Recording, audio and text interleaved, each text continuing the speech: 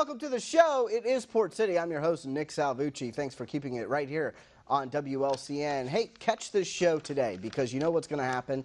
We're going to have some pretty interesting segments. One involving your health. Listen to this.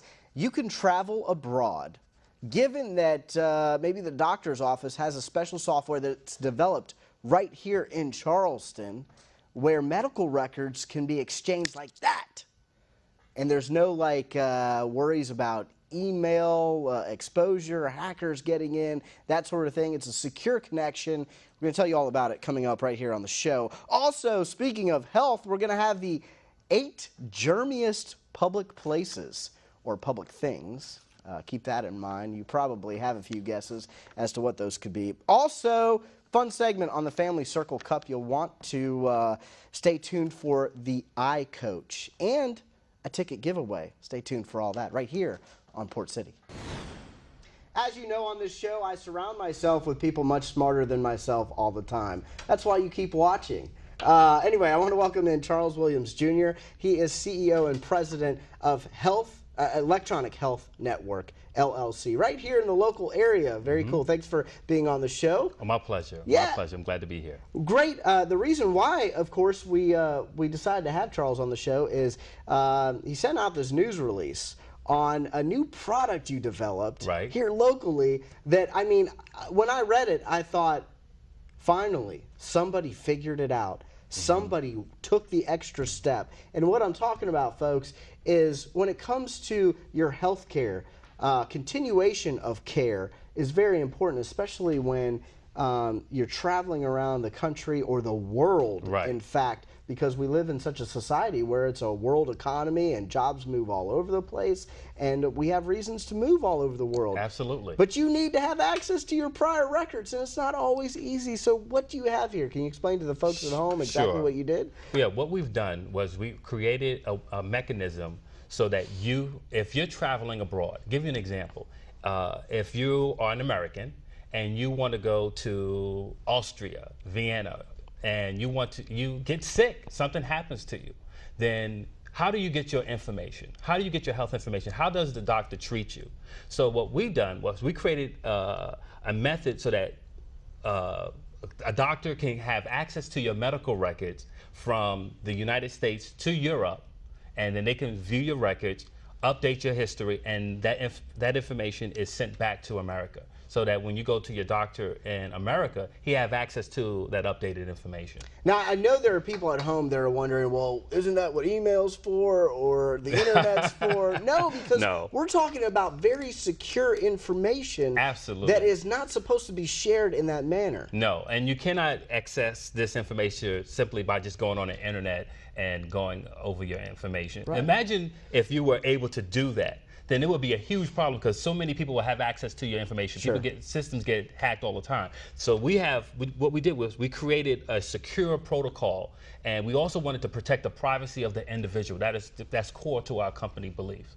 So we wanted to make sure that that privacy was protected in that process. Well, you actually have a demonstration for us because we're working inside the studio with a live demonstration. So can you take us through that? Sure. What we're going to do, we're going to demonstrate how a patient from the United States, when the doctor's going to see their records, and when they see their records and update that record, that person, we're going to take you through that journey to Europe and back to America. Okay. Let's go. All right, first we're going to start off. What you see here is the patient records here at a doctor's office here in Charleston, South Carolina, and he has the patient notes, the update information, and this is all in his what you call electronic medical record.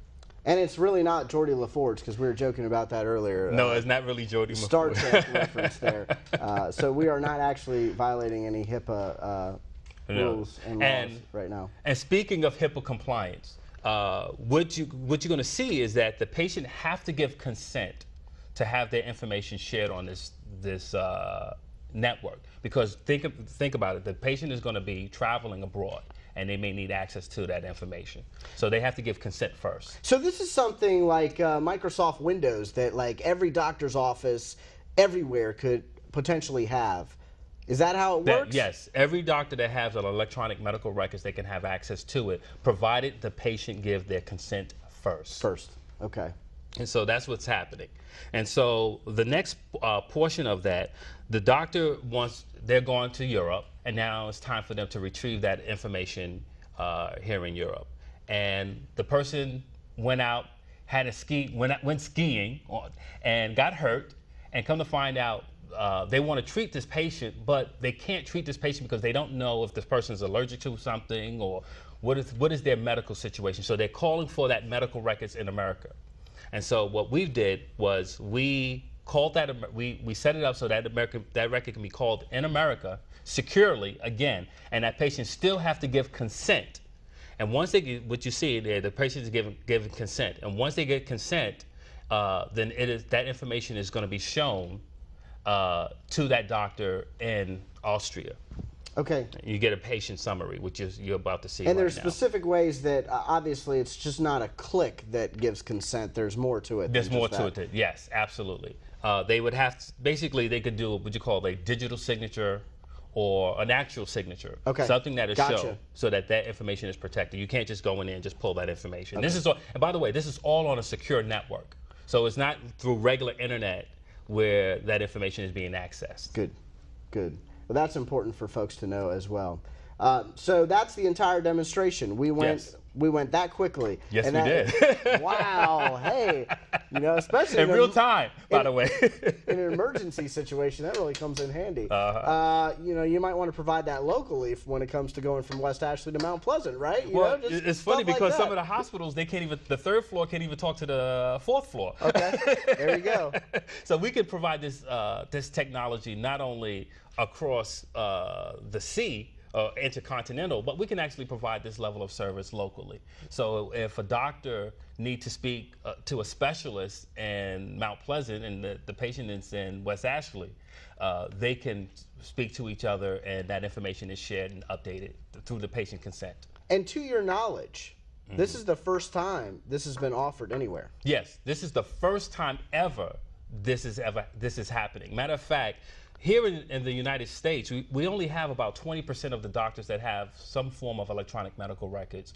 And in Europe, it's close to about 80% of the doctors have electronic medical records. So they're a little bit advanced ahead of us on that. And what we did was we took the two technologies and we combined them together, and we created a protocol to have them speak to each other. And it was a joint effort between Electronic Health Network, an Australian-based company called Tiani Spirit, and Cisco, who provided the hardware solution for us and security. Very cool. Well, I'm excited to see where it goes. Yeah. And hey, a bunch of local guys making this work, that's pretty impressive. Oh yeah, absolutely. So. I'm excited about it. One of the things that we are excited about as a company, Electronic Health Network, is the fact that we're going to create knowledge-based jobs as a result of the technology that we're creating. Of course. And that's one of the big goals here in the Charleston area. Oh, yeah. So, all right, Charles Williams Jr., he's the CEO and president of Electronic Health Network. Thank you so much for being on the show. Nick, thank you. Best of luck with everything that goes on, and be looking out for that on your next doctor's visit. And remember, you saw it here first on Port City.